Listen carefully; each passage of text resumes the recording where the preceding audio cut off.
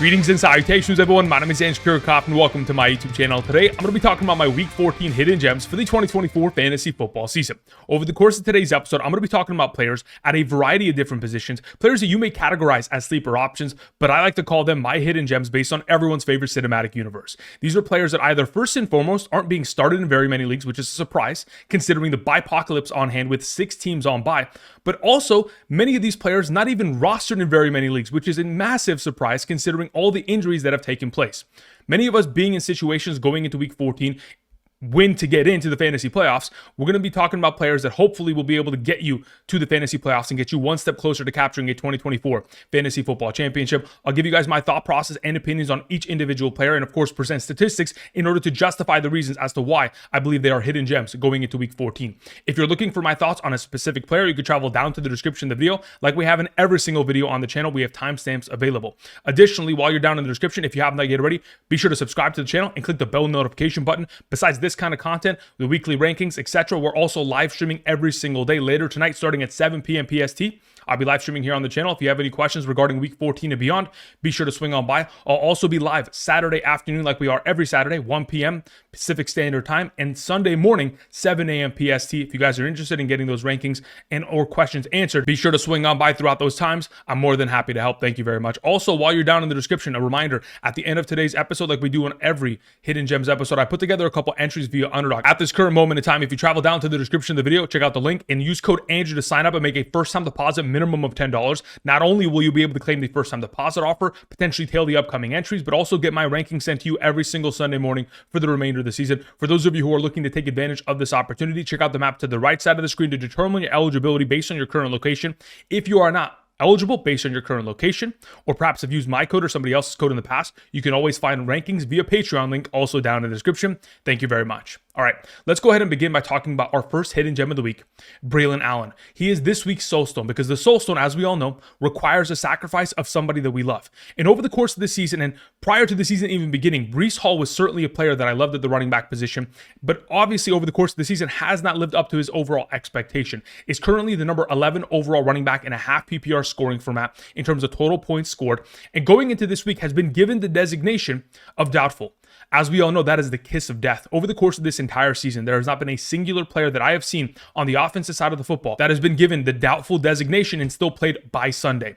Therefore, if we are anticipating Breece Hall to be absent going into this week's matchup against the Miami Dolphins, in his absence, Braelon Allen, the backup running back, should be able to fill in and, of course, ball out. But understand that I'm not only just telling you to pick up Braelon Allen for this week, but also for the weeks to come.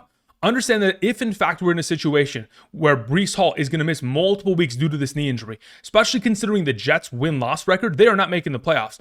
So they are not looking to potentially put any pressure on Breece Hall to play. If there's a potential in which they shut him down for the remainder of the season, Braelon Allen will be the starting running back of this team, which could have a lot of fantasy upside for the remainder, especially considering their upcoming strength of schedule. Now, when we're trying to project the potential of Braelon Allen going into this week, again, we have to look towards what Breece Hall has accomplished over the course of this season in order to get ourselves an idea as to what he'll be exposed to in terms of opportunity share.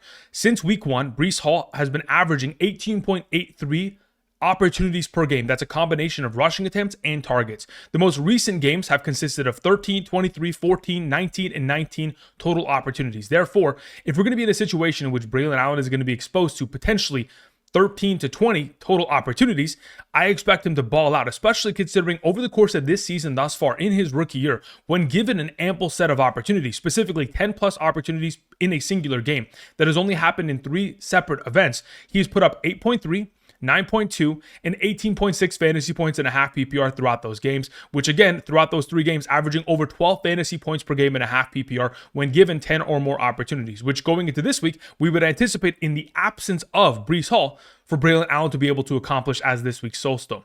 Now, even though there is going to be a rotation still within this backfield, Isaiah Davis, another running back that has gotten himself touches most recently, I still expect Braelon Allen to be the clear and away RB1. Taking on the Miami Dolphins this week may be a difficult matchup as they are only allowing 9.51 fantasy points per game since week 6 to opposing running backs.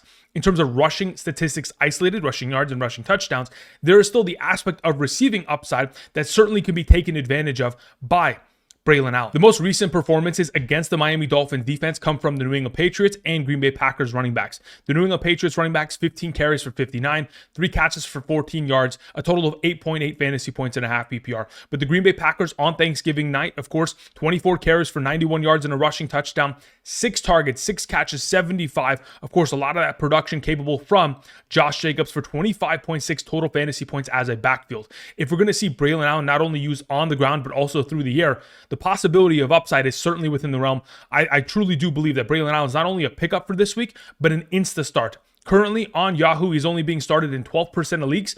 On Sleeper, only 5% of leagues have Braelon Allen started. That is a ridiculously low number. Going into this week, he's an auto start in the absence of Breece Hall. Moving on to our reality stone.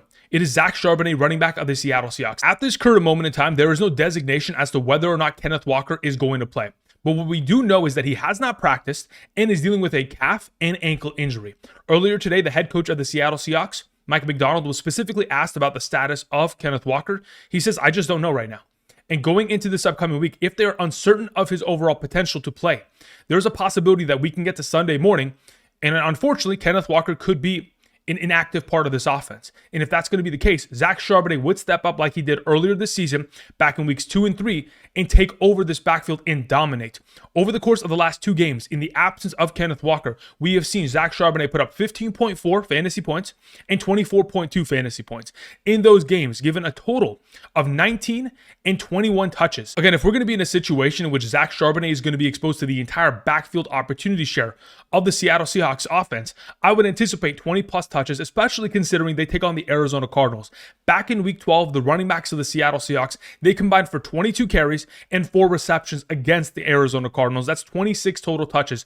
Again, if we're going to anticipate Zach Charbonnet to have this entire backfield to himself, taking on the Cardinals, who are allowing 9.93 fantasy points per game to opposing running backs on the ground since week 6, a 4.17 yard per carry average to opposing running backs, I would anticipate not only for Charbonnet to be a solid pickup and play, but someone that would be a top 8 option at the running back position in the absence of Kenneth Walker. What has really limited Kenneth Walker's overall rankings and upside as of late, unfortunately, has been Charbonnet's overall workload within this offense, either stealing touchdowns, stealing receiving utilization, and the overall inefficiencies of Kenneth Walker himself. So if he's not healthy going into this week's matchup against the Arizona Cardinals, and it's going to potentially be a Zach Charbonnet, so the reality of the situation is he has to be on roster and he must be started going into this week.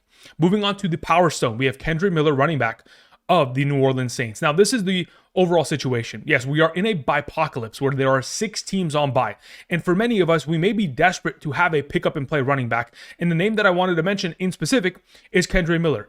I've gone ahead and I've jumped him within my rankings over someone like Jamal Williams, primarily because he fully practiced and he is coming off of the injured reserve. And if we're going to be in a situation in which he is the number 2 RB, only behind Alvin Kamara, who's gotten himself 20 plus touches in each of the last 4 games, if we're going to see KENDRE Miller be the RB2, and considering they're taking on the New York Giants, in which this game could easily be a blowout in the favor of the New Orleans Saints. The Giants, the second best matchup at the running back position, allowing 20.97 fantasy points per game on the ground alone, a 5.12 yard per carry average allowed to opposing RBs since week 6. If we're going to be in a situation in which this is a blowout, and KENDRE Miller is getting a lot of touches in the second half of the game, especially in the fourth quarter, I would anticipate him to ball out, especially considering they're taking on a New York Giants defense that no longer has their primary star defensive tackle, Dexter Lawrence. Again, this run-stop defense has not been successful if all their players are continuing to get injured, and this is going to be a one-sided affair, especially in the absence of Taysom Hill, who over the course of the last 5 games has been exposed to 4, 7, and 5 rushing attempts in each of those individual games. If there's going to be 4 to 5 extra additional rushing attempts available now in a positive game script, I would expect those to go in the direction of KENDRE Miller. The last 2 games that he participated in were in week 7 and 8. In those 2 games, had himself 9 carries for 52 rushing yards and 3 targets and 2 receptions, while Jamal Williams was only exposed to 5 overall attempts of opportunity. So if we're going to be in a situation in which KENDRE Miller is the RB2 behind Alvin Kamara in an advantageous matchup, in a potential blowout situation against the Giants, I'm anticipating KENDRE Miller in a very deep league to be this week's Power Stone as a solid pickup and play for those of you who are extremely desperate at the running back position. All right, moving on to the Space Stone. As I'm sure we're all familiar with over the course of this season, The Space Stone is always a wide receiver that is going to shoot for the moon and fall amongst the stars. And this week, once again, Elijah Moore is going to ball out, even though he's coming off of a most recent performance in which he dominated against the Denver Broncos in a massive workload of opportunity of 14 targets, 8 catches, 111 receiving yards. I still anticipate Elijah Moore to continue to ball out, primarily because another consecutive week in which Cedric Tillman will be out due to the concussion protocol. Of course, this concussion was sustained a couple weeks back, but considering he's going to miss another game, the opportunity share for guys like Jerry Jeudy, Elijah Moore, and David Njoku only continue to increase. Since week 8, Elijah Moore has been getting 12, 9, 8, 5, and 14 targets. The total volume of opportunity he has been exposed to is extremely powerful, and especially considering they have an opportunity of taking on the Pittsburgh Steelers this week, this should be a game in which Jameis Winston is unleashed and is allowed to throw the ball 40 to 50 times once again, especially considering how well that Pittsburgh Steelers offense most recently played against the Cincinnati Bengals, which again, going into this week's matchup against the Cleveland Browns are technically a better matchup. So if Russell Wilson and the boys are going to score early and often, we would anticipate Jameis Winston for the entirety of this game, whether he is throwing touchdowns or interceptions, to throw the ball 40 to 50 times. And with those kind of numbers in terms of total passing attempts, we would anticipate Elijah Moore as a top 3 receiving option of this offense to once again be exposed to a high volume of touches, which should easily lead him to being a top 36 wide receiver option in a full PPR scoring format. Now, the last time out against the Pittsburgh Steelers, he only had 5 targets, 3 catches, and 21 yards. But just to put this into perspective, that was only the case because of the weather. Going into that game, David Njoku only had 5 targets. Jerry Jeudy only had 6 targets. So going into this week, Elijah Moore, in a weather condition that is not going to diminish the overall passing attempts and or workload of someone like Elijah Moore, I would anticipate Jameis Winston to light up this defense. And considering, again, Elijah Moore is only being started in 9% of leagues on Yahoo, rostered in only 20% of leagues on Yahoo is ridiculous. On Sleeper, only rostered in 35% of leagues and started in 16%. Again, for those of us who are desperate for a pickup and play at the wide receiver position, this is the guy that is going to answer the call with the absence of Cedric Tillman. Moving on to the time zone this week, we have Brandin Cooks, wide receiver of the Dallas Cowboys. It's time to get back into the habit of starting some of these receiving options of the Dallas Cowboys, whether it's Jake Ferguson, Brandin Cooks, both of them coming back from injury. Of course, Brandin Cooks returned last week, and in his return, 7 targets, 3 catches, 16 receiving yards, and a receiving touchdown, while only playing 39% of the snaps. Again, that was only his first game back from injury, and now that he's got another full week of practice under his belt, I would expect him to be exposed to even more opportunity share going within the upcoming matchup against the Cincinnati Bengals. The Cincinnati Bengals offense, over the course of the last 4 games, has scored 41, 34, 27, and 38 points. As a team, they have scored many of points, and because of this overall situation, again, it is going to force Cooper Rush and this Cowboys attack to have to continue to score. And luckily for them, opposing teams have scored 24, 35, 34, and 44 points recently against the Cincinnati Bengals defense. So if we're going to be in a situation in which Brandin Cooks is going to be given an exposure to opportunity, taking on a Bengals defense that is the 11th best matchup at the wide receiver position, allowing over 28 fantasy points per game within the category. Most recently, wide receivers from the Baltimore Ravens, 15 catches, 215, and 3 touchdowns. Los Angeles Chargers receivers, 11 for 208 and a touchdown. And then most recently, Pittsburgh last week, 7 catches for 169 and 2 touchdowns. If an exposure of opportunity is going to be available for Lamb, Ferguson, and Brandin Cooks, expect for a pass-heavy script from Cooper Rush and this offense. And if in fact we're going to be in a situation in which potentially CeeDee Lamb re-injures his shoulder and has to leave the game, Brandin Cooks immediately becomes the number 1 receiving option in a fantastic matchup. It's finally time to once again start up Brandin Cooks after returning from his injury stint. All right, moving on to the final player I wanted to mention. This is a very deep cut, and this is primarily why I've left Grant Calcaterra as this week's Mindstone, because cursed with knowledge, I truly do believe that Grant Calcaterra can be a solid play this week. Now, we do expect Dallas Goedert to not play this week. Over the course of this week's practice trends, it is leaning towards the direction in which he is not going to play. Once we get that confirmation, it'll give us even more confidence. But as of right now, I am anticipating Grant Calcaterra to be the starting tight end of the Philadelphia Eagles going into this weekend's matchup against the Carolina Panthers. Now, this is not the first time that Grant Calcaterra has played, because again, earlier this season, from week 6 through 9, we saw the absence of Dallas Goedert throughout a 4-week span. In those 4 weeks, Grant Calcaterra played 92%, 71, 93, and 92% of snaps in those 4 games. The one singular game in which he was only given 71% of his snaps was his worst game. Otherwise, his 3 other performances in a full PPR, 8.0, 8.8, and 10.7 fantasy points. So if we're going to be in a situation in which he's going to be given the workload of opportunity of being the starting tight end of the Philadelphia Eagles, which we all know is very valuable. Of course, Dallas Goedert most recently coming off a performance in which he found the end zone. Again, if we look back from week 6 through 9, in that game, CALCATERRA got himself 13 total targets of opportunity. Now, yes, DeVonta Smith is back and healthy, but in the games in which CALCATERRA and DeVonta Smith played together, DeVonta Smith only had 19 targets in those 4 games, CALCATERRA 13. So still, there is going to be an opportunity share that is going to elevate him to being a relevant tight end option going into this week. And considering they take on the Carolina Panthers, a matchup that is allowing 16.16 fantasy points per game to opposing tight ends since week 6, the second best matchup at the tight end position. Most recently, we have seen tight ends from Washington, 6 catches, 46, 2 touchdowns. Denver tight ends, 7 for 106 and a touchdown. New Orleans, 7 for 99 and a touchdown. Kansas City, 10 for 128 and 2 touchdowns. We have seen many of fantasy points scored against this Carolina Panthers defense. I would anticipate CALCATERRA to be a solid option within the given week, considering everybody is focusing on trying to stop Saquon Barkley, A.J. Brown, DeVonta Smith, CALCATERRA within this offense, considering how much, of course, the offensive coordinator, Kellen Moore, wants to utilize the tight end position. It would not surprise me if he ends up being a solid start. Again, this is only if you are desperate at the tight end position, under the assumption that the Bipocalypse has torn apart your league and you are playing in a deeper league in which you need a tight end that, again, is a sleeper option. That is why we mentioned him as this week's milestone. All right, with this all covered, let's go ahead and transition to close out today's episode, putting together a couple entries via Underdog today in regards to this upcoming weekend's games. Let's check that out right now. All right, so I've gone ahead and put together a couple entries that I want to share with you guys going into this weekend, beginning with Justin Jefferson, Jerry Jeudy, and Travis Kelce all going higher on their total receptions. Now, I've gone ahead and moved these reception numbers down to the lowest that they could possibly be, primarily because the success rates from these wide receivers / tight ends in these circumstances are relatively high. Thus far this season, in 9 of the last 10 games, Justin Jefferson has surpassed 4.5 receptions. So we should be able to go ahead and fire that up. Travis Kelce, 7 of the last 9 games, surpassing 4.5 receptions. One of those games being 4 receptions, again, unfortunately was very short of getting himself an 8 out of the last 9 game success streak. Then we have Jerry Jeudy, who in 5 of the last 5 games with Jameis Winston has surpassed 3.5 receptions. Therefore, we are taking higher on all 3 of these numbers, putting it together with a $50 entry to flip our overall investment in the situation. Then we move on to the potential of Achane, Bowers, and McBride, 2 stud tight ends, and a running back that continues to get himself a workload of opportunity that is quite healthy.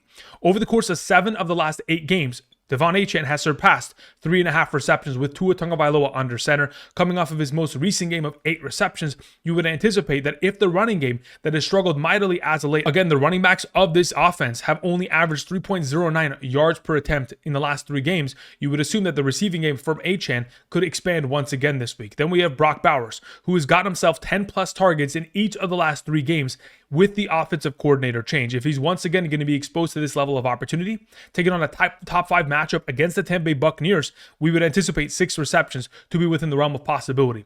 Then we move on to McBride, another one of these stud tight ends that has gotten himself a base minimum of 12 targets in each of the last 2 games, most recently coming off of a game against the Seattle Seahawks in which he had double-digit receptions, 15 targets, an incredible game. I would anticipate him to also surpass this number of 5.5 receptions. Then we close out today's episode with the final entry, beginning with Drake London. Of course, then we have George Pickens and Malik Neighbors. Now, Malik Neighbors is the sketchiest overall play here, primarily because he did aggravate an injury with a hip flexor earlier this week at practice. If we're going to be in a situation in which he does end up missing this week, then of course it's no big deal. It's no harm, no foul to take this entry.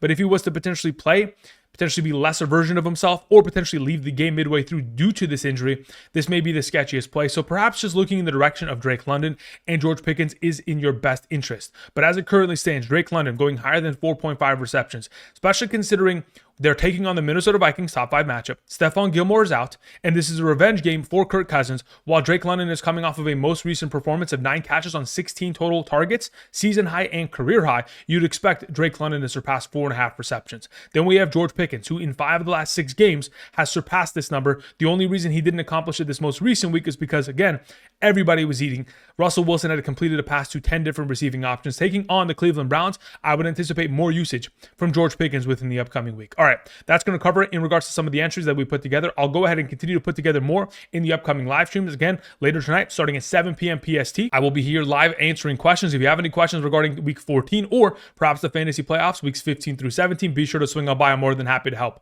Thank you, everybody, for watching. That covers it. And until next time, I'll see you guys. Peace.